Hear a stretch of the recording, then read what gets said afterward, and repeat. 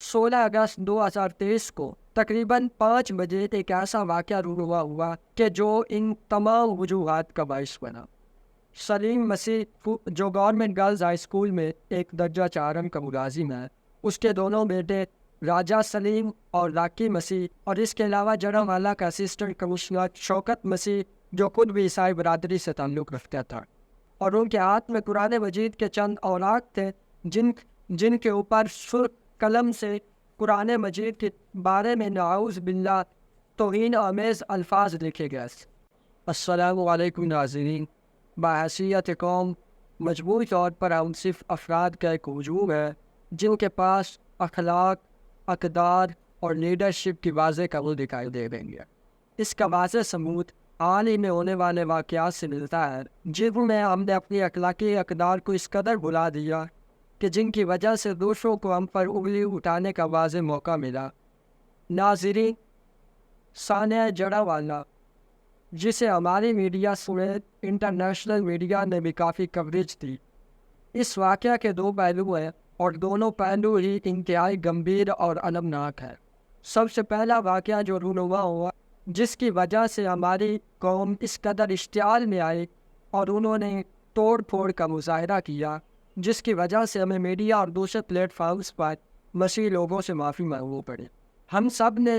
مسیحی لوگوں کی عزت اور مسیحی لوگوں کے گھروں کا جلاؤ گراؤ اور چرچ کی بے حرمتی کی طرف تو کافی توجہ دی، لیکن ہم یہ بات بھول گئے کہ وہ ملک جو اسلام کے نام پر وجود میں آیا تھا اور جو دنیا کی سب سے بڑی اور پہلی اسلامی نظریاتی ریاست تھے، اس میں ہی کہ جس اسلامی جمہوریہ پاکستان کے قوانین قرآن اور قرآن کے اصولوں کے مطابق بنائے گئے ہیں، اسی اسلامی جمہوریہ پاکستان میں قرآن کی بے حرمتی ہوئی۔ آج ہم نے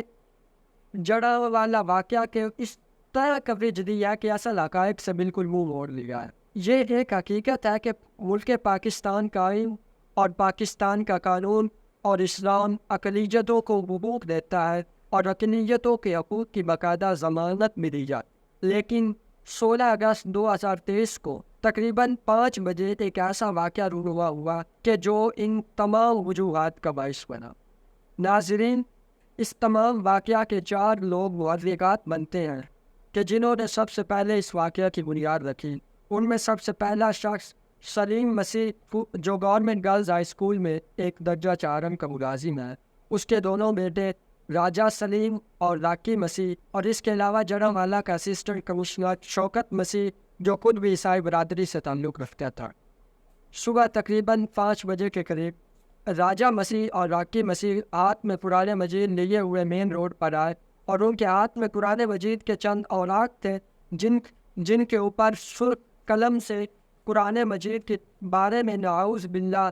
توہین آمیز الفاظ لکھے گئے۔ اس کے علاوہ ان کی واضح ہٹ درمی دیکھیے کہ ان کے پاس ایک کاغذ کا ٹکڑا تھا کہ جس پر اسلام اور پیغمبر اسلام کے بارے میں تو اور نعوذ باللہ ثم نعوذ باللہ کی بے حرمتی کرنے والے الفاظ لکھے گئے تھے۔ توہین آمیز الفاظ بکنے کے بعد اور لوگوں کے سامنے وہ عبارت پھینک کر جب وہ دونوں چلے گئے، ساتھ ہی وہ دونوں لوگ تصویریں بھی چھوڑ گئے۔ اس وقت چند مسلمان مین روڈ پر موجود تھے کہ جنہوں نے فوراً پولیس کو اس واقعہ کی اطلاع دی، اور پولیس تم دونوں بھائیوں کی گرفتاری کرنے کے لیے جڑاوالا پہنچ گئی۔ اب اس کے آگے کا المناک پہلو یہ دیکھیے کہ شوکت مسیح جو اسسٹنٹ کمشنر تھا اور بعد میں اسے عہدے سے برطرف بھی کر دیا گیا، اس نے پولیس کی نفری کو ان دونوں بھائیوں کی گرفتاری کرنے سے روک دیا اور ساتھ اپنے اثر و رسوخ استعمال کرتے ہوئے پولیس کو واپس آنے کے احکامات جاری کیے۔